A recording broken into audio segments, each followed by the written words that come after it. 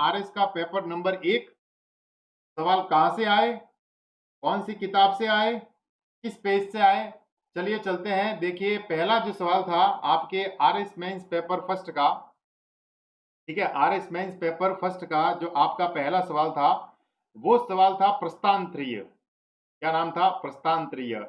और ये सवाल ऐसा था जो ना तो किसी कोचिंग क्लासेस के नोट्स में मिलता है, क्योंकि मेरा आज जो रिव्यू होगा वो बड़ा ऑथेंटिक रिव्यू होगा। जो है जैसा है उस तरीके से, गुमराह नहीं किया जाएगा, जो है जैसा है उस तरीके से, ठीक है।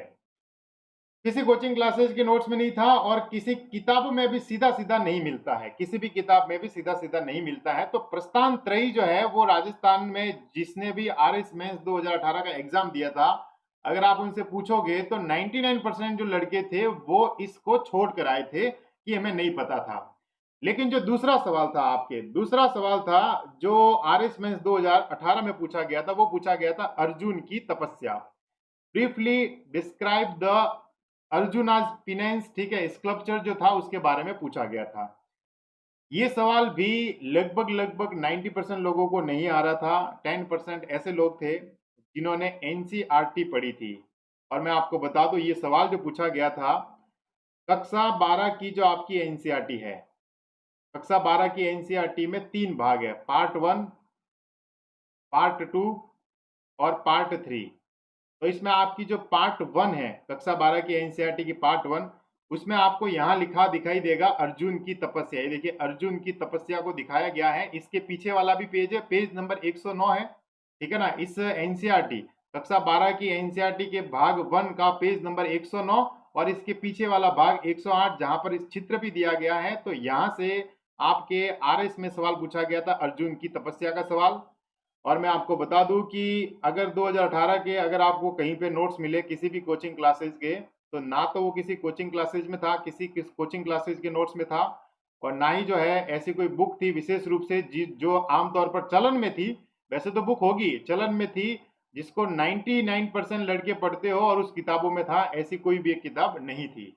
लेकिन जिसने भी एनसीईआरटी को अच्छे से कवर किया था उनको क्लास 12 की भाग 1 की एनसीईआरटी में जो है पेज नंबर 109 पर जो है अर्जुन की तपस्या के बारे में जो है लिखा गया था। और ये सवाल आपके जो है देखिए फर्स्ट पेपर में 2 नंबर का सवाल पूछा गया था। किसी को कोई प्रॉब्लम समझ में आ रहा है कि नहीं आ रहा है? मतलब मैं जो बार बार आपको एनसीईआरटी कहता हूँ, अभी तो बहुत सारी चीजें आगे लेके जाएंगे, आपको समझ में आया ये?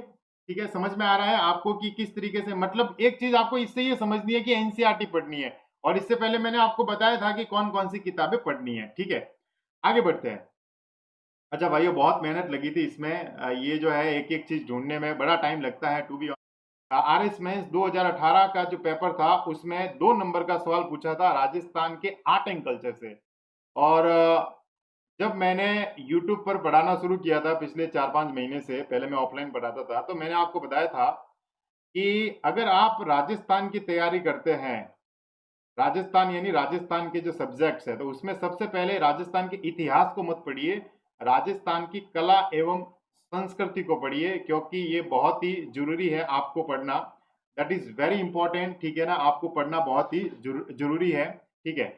कला एवं संस्कृति। देखिए दूसरा नंबर का सवाल पूछा था कि डिस्क्राइब द टेक्स्ट विश्व वल्लभ इन ब्रीफ, विश्व वल्लभ ग्रंथ का संक्षिप्त विवरण दीजिए। ये आपके आरएस मेंस 2018 का सवाल था। लाइन बाय लाइन सवाल पढ़ रहे हैं। तीसरा नंबर का सवाल ये था, पहले नंबर में पता नहीं था, दूसरे नंबर में अर्जुन की तपस्या देखी, तीसरे नंबर में ये।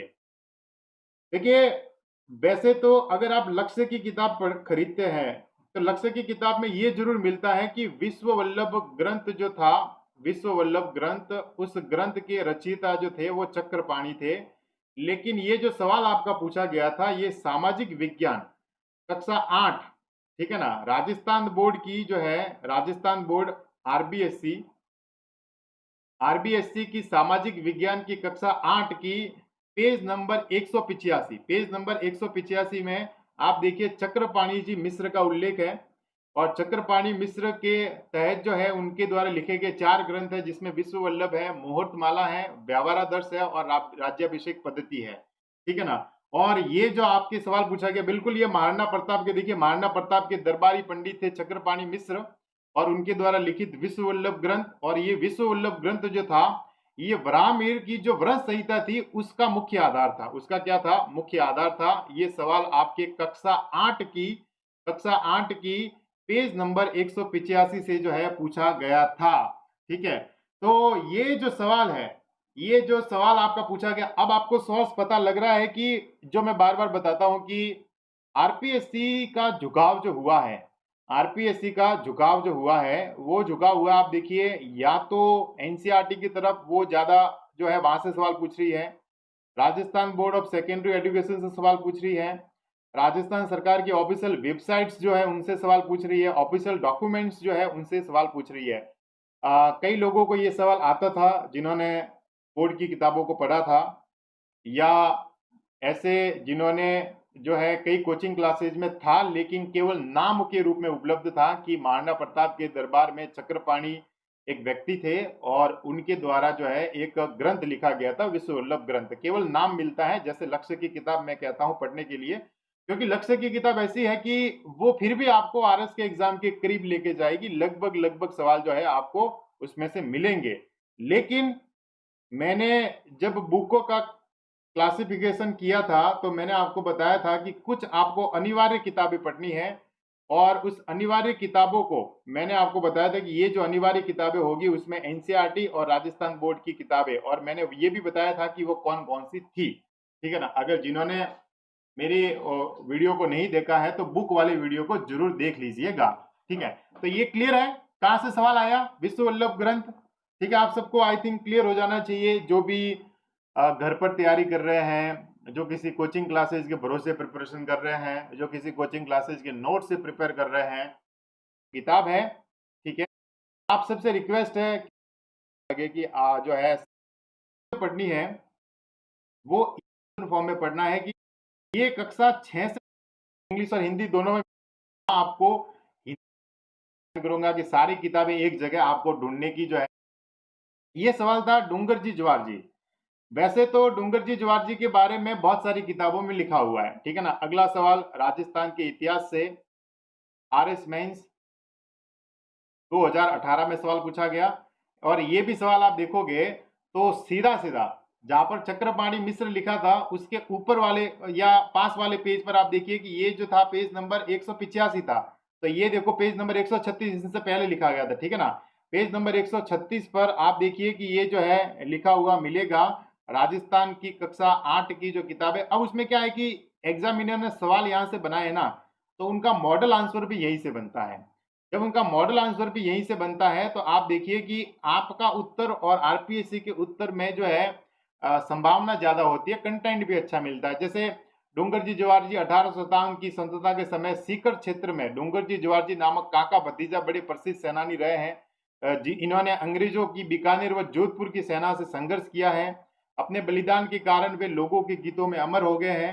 राजपुताने का निवासी व्यापारी अमरचंद भाटिया अपने त्याग व बलिदान के लिए भी दूसरे भामाशाह के रूप में जाना जाता है। ये बहुत सारी चीजें इसमें लिखी गई है। तो डूंगर जी ज्वार जी जो काका भतीजा थे, ठीक है, जिन्होंने लूटा था 1857 की क्रांति के समय, अमीरों से धन लूटते थे, गरीबों में बांटते थे। वैसे ये इनके बारे में लिखा हुआ केवल बोर्ड में ही नहीं मिलता है, बाकी जगह भी मिलता है, बाकी जगह भी जो है मिलता है। लेकिन 8वीं क्लास में ही था, दोनों सवाल 8वीं की बोर्ड की किताब से बने थे, तो इसको आपको जरूर में ध्यान में रखना है कि डूंगर जी ज्वार जी कौन थे।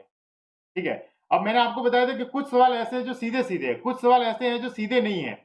जैसे 18वीं शताब्दी में 18वीं शताब्दी में सवाल पूछा गया है कि 2 नंबर का सवाल था आपके आरएस मेंस में 2 नंबर का सवाल था कि 18वीं शताब्दी के यूरोपियन प्रबोधन को परिभाषित कीजिए। ये जो सवाल पूछा गया प्रबोधन को लेकर जो है, आप देखिए कि वैसे अगर आपको विश्व इतिहास पढ़ना हो तो विश्व इतिहास पढ़ने के लिए जैसे मैंने बताया कि राजस्थान बोर्ड की कक्षा 11 की किताब जो है विश्व इतिहास की बड़ी अच्छी लिखी गई है, बड़ी अच्छी लिखी गई है।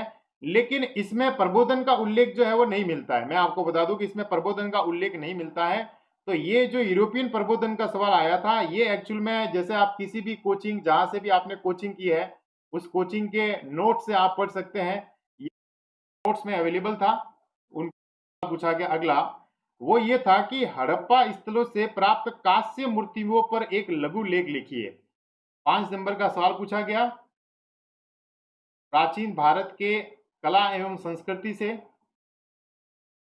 अब मैं आपको एक चीज बताऊं ना, जैसे आप सबसे पहले हिस्ट्री पे ज्यादा ध्यान देते हैं, जैसे राजा महाराजाओं की तरफ ध्यान देते हैं, राजस्थान के राजा महाराजाओं की तरफ ध्यान ध्यान देते हैं। आपने यहाँ देख रहे हो कि राजा महाराजा से सवाल नहीं आते। अब जो सवाल आते हैं वो किसी बड़े व्यक्तित्व से सवाल आते हैं या आर्ट एंड कल्चर से सवाल आते हैं, ठीक है ना।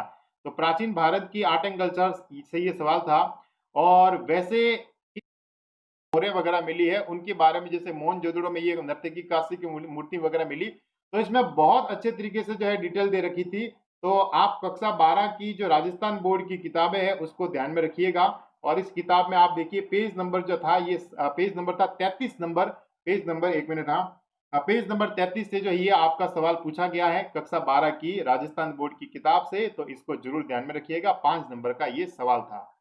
आगे बढ़ते हैं। नितिन संघानी, मैंने कहा ना कि कुछ ऐसे सवाल है जो हर एक किताब में मिलेंगे, लेकिन पहले उस मिलेगा, है ना, जिससे उसको पढ़े भी ना। जैसे मैंने आपको पहले, जैसे वो फर्टिलाइजर वाला सवाल है तब आप, और आर्ट एंड कल्चर जो हमारा मध्यकालीन आर्ट एंड कल्चर है, मध्यकालीन भी क्या, आधुनिक कालीन जो आर्ट एंड कल्चर है, क्योंकि आधुनिक काल में अगर आप हिंदी साहित्य पढ़ते हैं, आधुनिक काल में हिंदी साहित्य, तो आधुनिक काल में हिंदी साहित्य में सबसे पहला नाम आता है भारतेंदु जी का नाम आता है।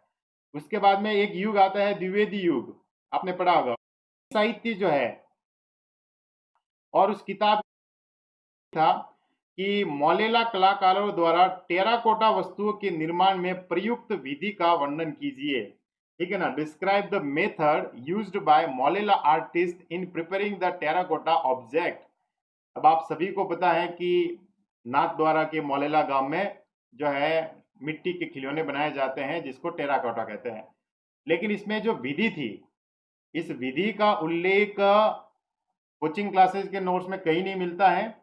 इस विधि का उल्लेख राजस्थान अध्ययन की कक्षा 11 की किताब, ठीक है, 11 की किताब में मिलता है, जहां पर थोड़ा बहुत देखो, यहाँ पर आपको देखना है कि मौलेला में जो है वो गधे की लीद और उच्च तापमान पर पकाते, ये दिखाई देगा।